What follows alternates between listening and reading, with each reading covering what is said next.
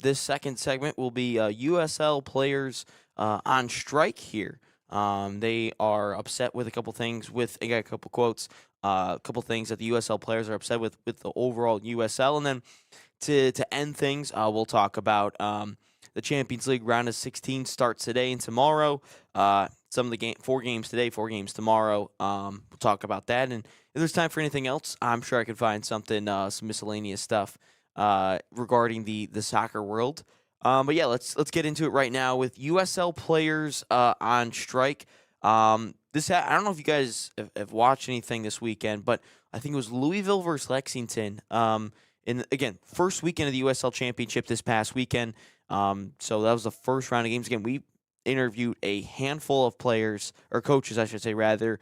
Ben Pierman of Charleston Battery, Carlos Llamosa of San Antonio FC, the Atletico Dallas people. They will not be playing this year, but they, will be a club next season. Will be their inaugural season, and I know I'm drawing blanks on others because we had Loudon on there as well. Yeah, I'm drawing blanks. Oh, and the Colorado Switchback. So I'm drawing blanks on them. My bad on those. But again, check those out on YouTube. We have those videos out with thumbnails. I don't think that was like last week. We did all that stuff. But USL Championship started, and so there's apparently not an agreement in place. It's been happening for 540 some odd days. They've been negotiating this deal with the players' union in the whole USL. And in the Lexington Louisville game, they actually stood there in the middle of the field, didn't play for 1 minute. They kicked it off. Ref blew the whistle, moved the ball. Players just sat there for 1 minute. Then they started play. So obviously that was agreed upon. The league has said that they still believe that this will probably happen a couple of times throughout the season and throughout the league or throughout these next couple of weeks, just because a deal's not in place yet. I imagine that 1 minute would probably be added on. I'll have to figure. Didn't watch the game, so I have to figure that out. But this is what the USL players rejected recently. This was rejected like a week ago or a couple days ago. This is what the proposal from the USL was: increase of minimum pay of $40,000 a year, elimination of in-season buyouts, protections related to team contracts, and additional bonuses. They also mentioned, I forgot to put in there, they do want better housing and medical insurance, and also better facilities. And I mean, look, the USL didn't really start to become like a big thing in terms of the soccer world in America.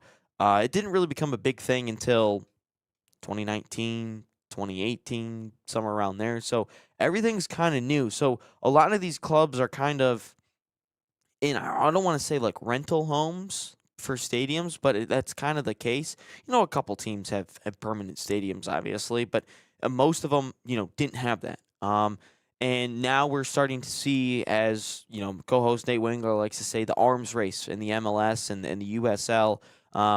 So we're starting to see some big stadiums, DCFC, Pittsburgh Riverhounds.